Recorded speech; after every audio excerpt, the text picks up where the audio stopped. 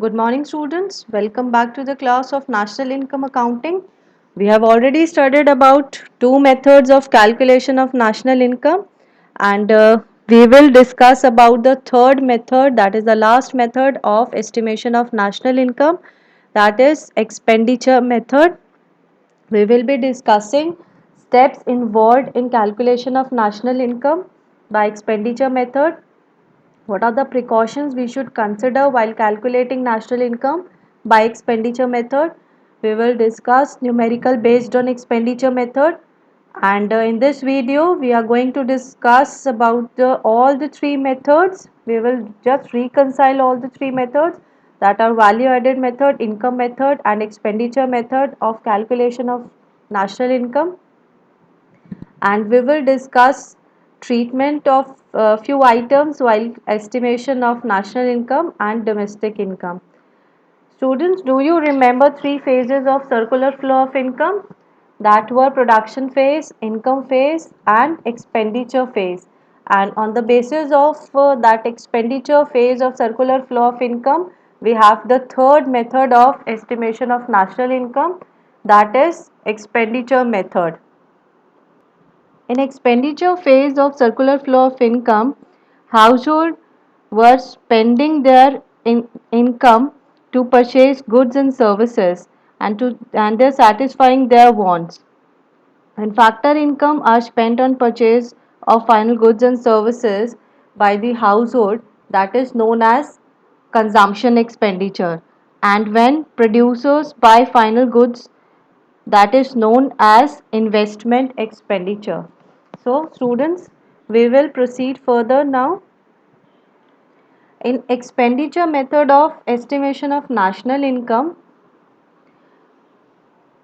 we look at the demand side of the goods and services produced in the economy, and we calculate national income by taking the sum total of all the final expenditure on goods and services which are done in our economy during the period of 1 year.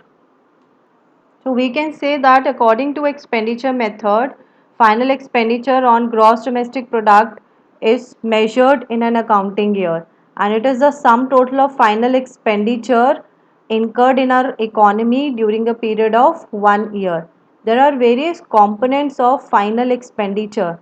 Students, remember the four sectors of our economy, that were household, firms, government and rest of the world. When all these sectors of our economy are spending on final goods and services, and we add their final expenditure on goods and services, we can calculate our gross domestic product at market price. So we will discuss all these components of final expenditure in detail. First component of final expenditure is private final consumption expenditure. The other name of private final consumption expenditure is personal consumption expenditure. This is the expenditure incurred by the household on purchase of goods and services, and it is also incurred by the private non-profit institutions that are serving household. And when they are doing the expenditure, when they are incurring expenditure on consumer goods, consumer durable goods such as television, laptop, mobile, car, and non-durable goods such as vegetable, milk, butter. This is the private final consumption expenditure incurred by the household. The next component of final expenditure is government final consumption expenditure. Here government means the general government, and when government is spending on purchase of goods and services for the satisfaction of collective wants. For example, when government is spending on defense, when government is spending on maintaining law and order, when government is spending on education and provision of healthcare facilities, this is the government final consumption expenditure. And students, when we add private final consumption expenditure and government final consumption expenditure, we will get total consumption expenditure. Always remember these two these two components of final expenditure constitute the total consumption expenditure. Next component of final expenditure is gross domestic capital formation. The other name of gross domestic capital formation is gross investment, and it is comprised of gross fixed capital formation and inventory investment. We can say gross domestic capital formation is equal to gross domestic fixed capital formation plus change in stock. Gross domestic fixed capital formation is further comprised of business fixed investment, gross residential construction investment, gross public investment. Business fixed investment is the expenditure on business fixed investment, like expenditure on purchase of new asset, for example, plant and machinery, new equipments. Gross residential construction investment, it is the expenditure done on the construction of new houses, or when household purchases new house, or when they are constructing new house. Gross public investment is the expenditure on public fixed investment, and this is the expenditure on construction of flyovers, roads, bridges by the government. All these three investment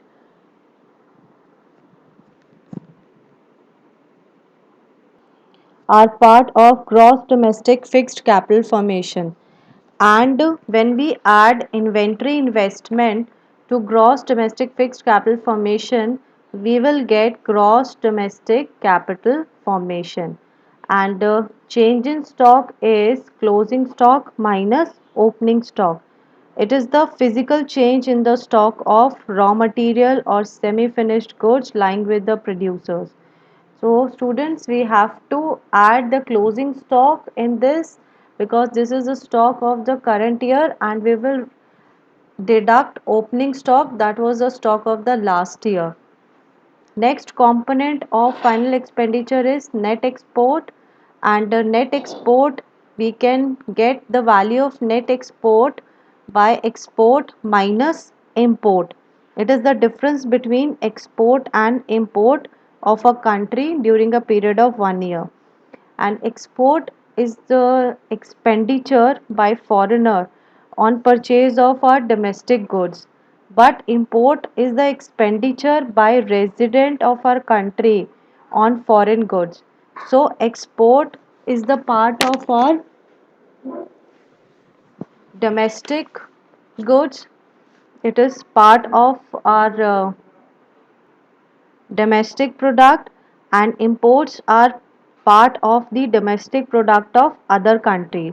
So we will calculate the value of net export, that is exports minus imports. We will now discuss about the steps involved in the expenditure method.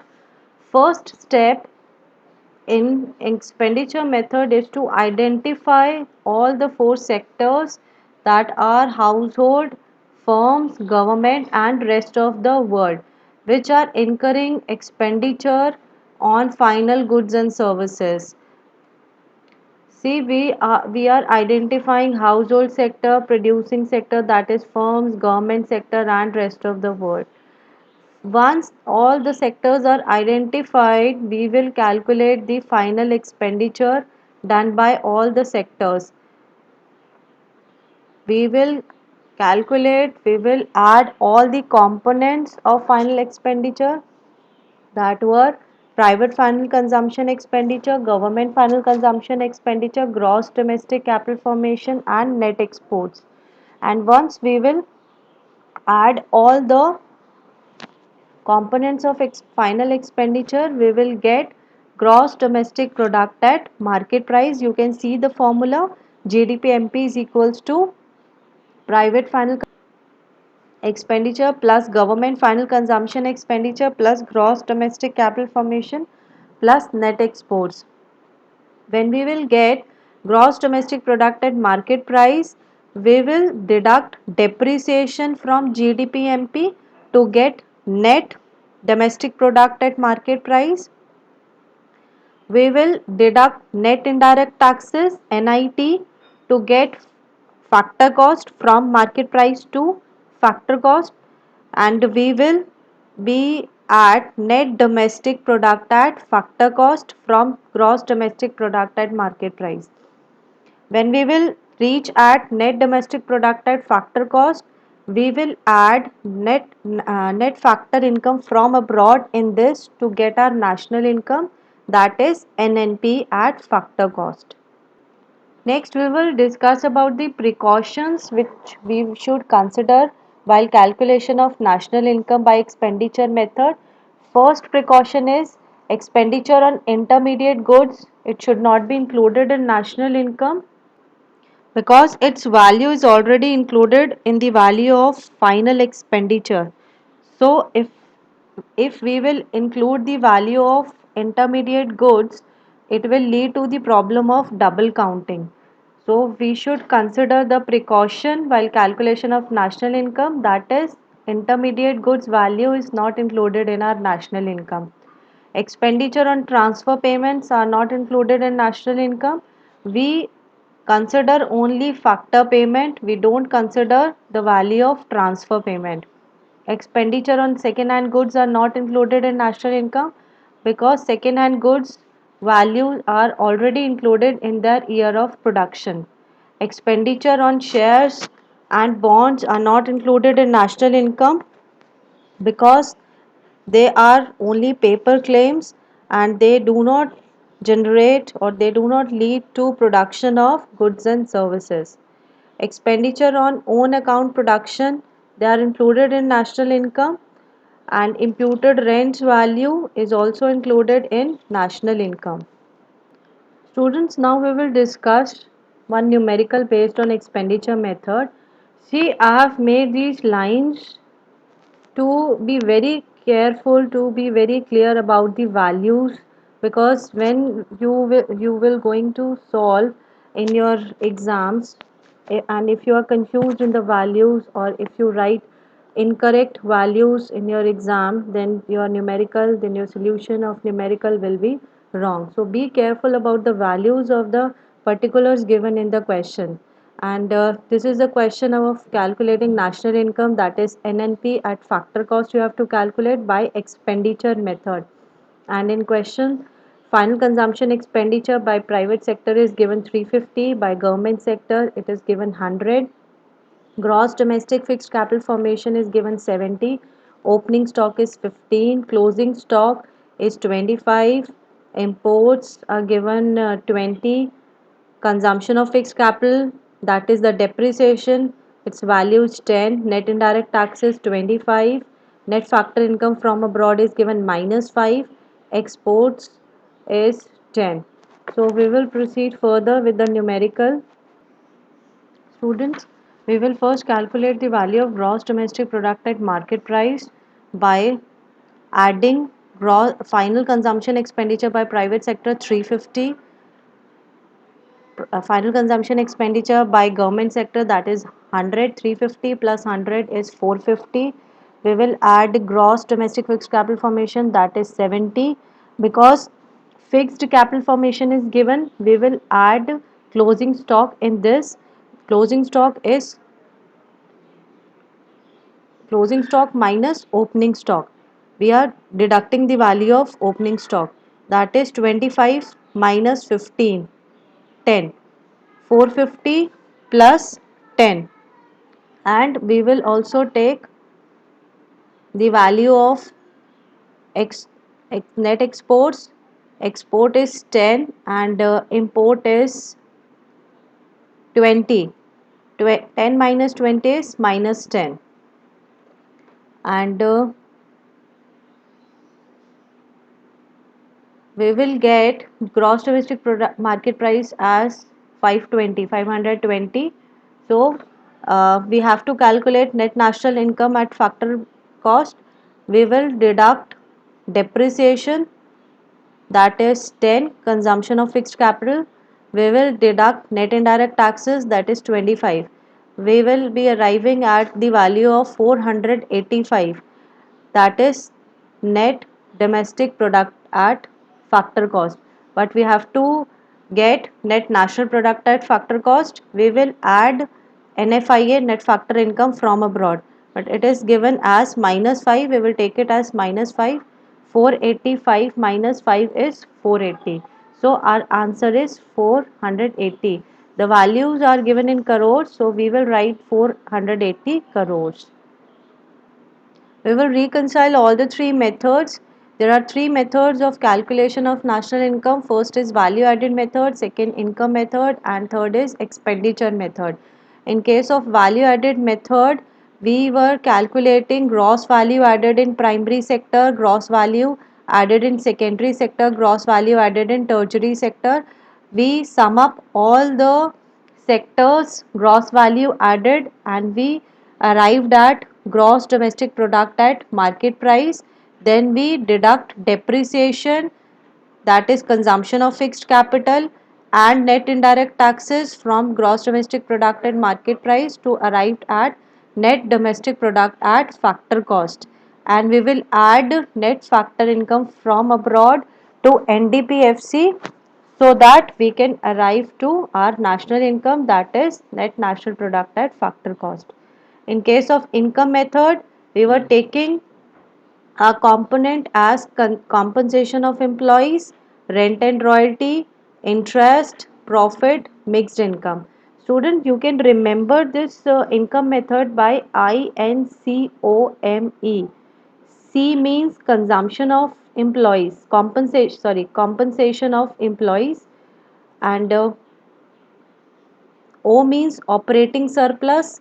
Part of operating surplus are rent and royalty, interest, and profit, and M stands for mixed income. When we will add all the income of these factor services, we will arrive at net domestic product at factor cost, that is NDPFC, and we have to add net factor income from abroad to arrive at our national income, that is NNP at factor cost. Last method is expenditure method.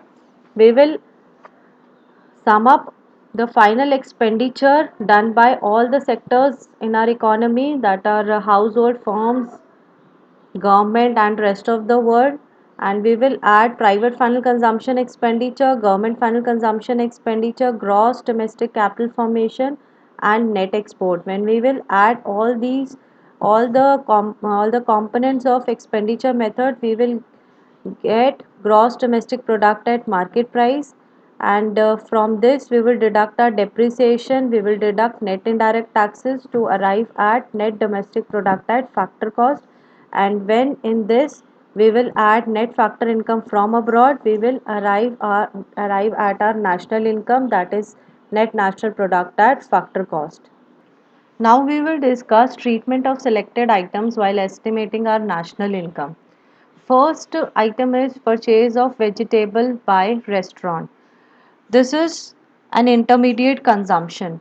It should not be included in our national income.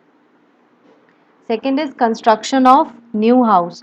Because it is a new house, currently produced output, it will be included in our national income.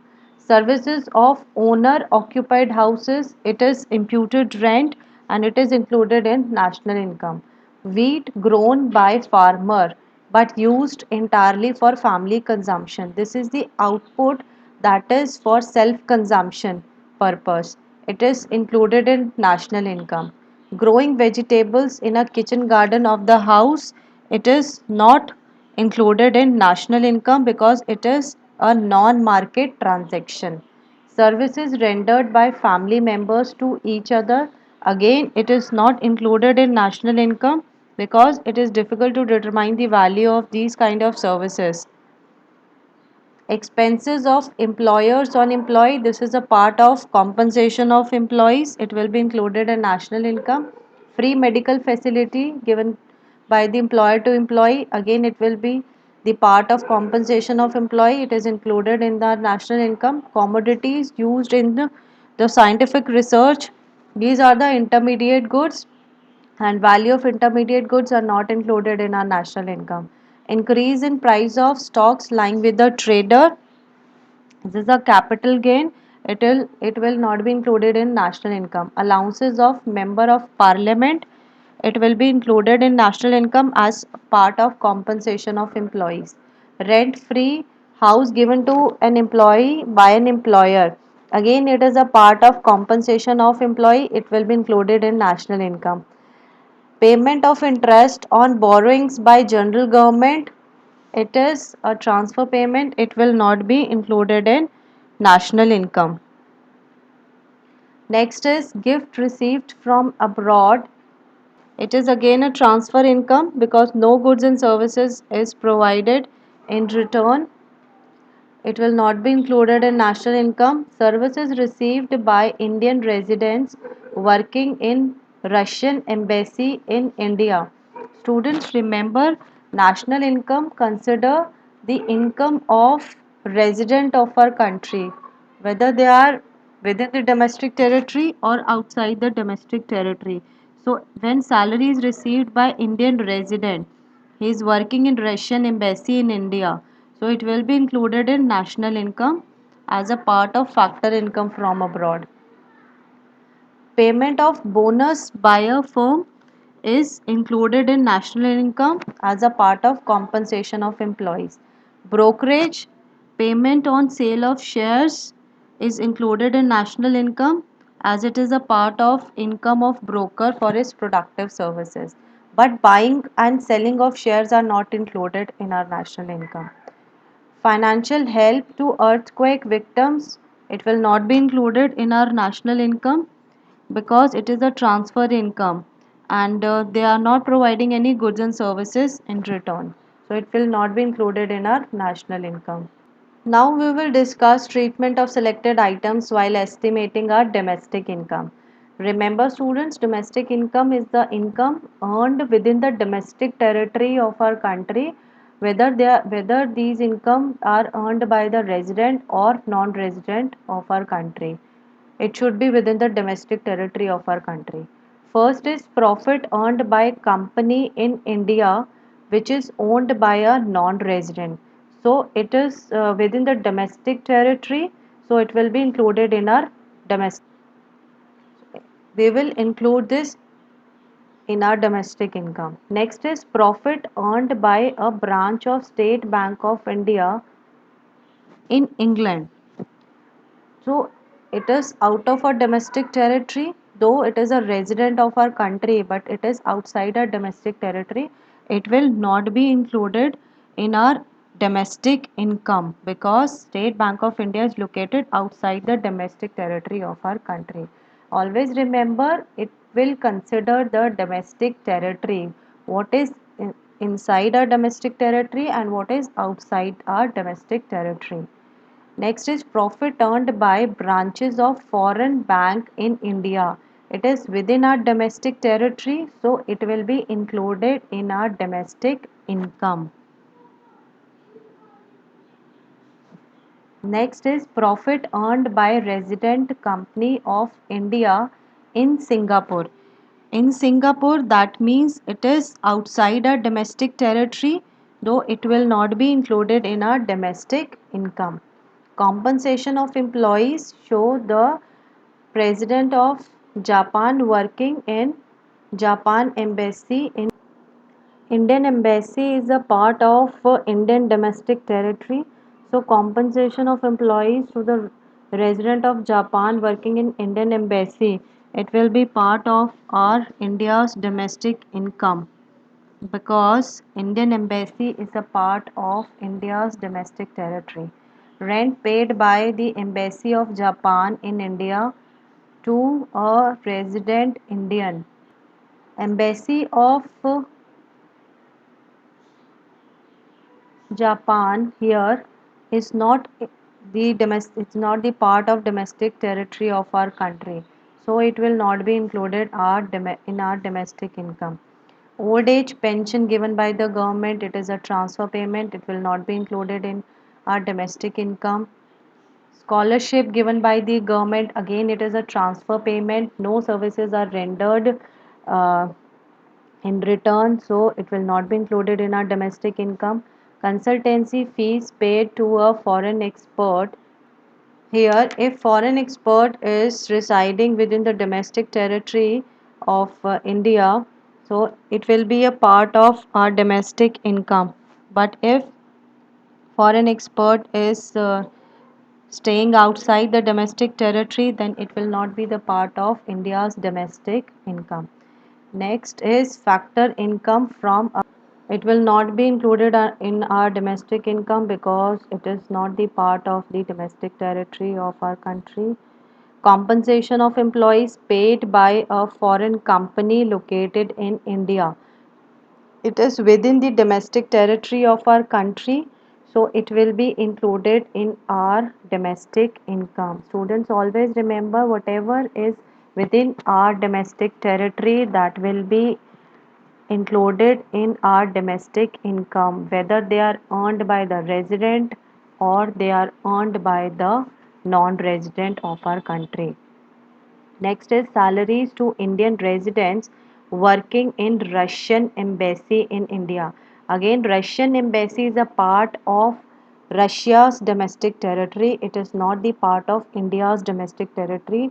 So this will not be included in our domestic income.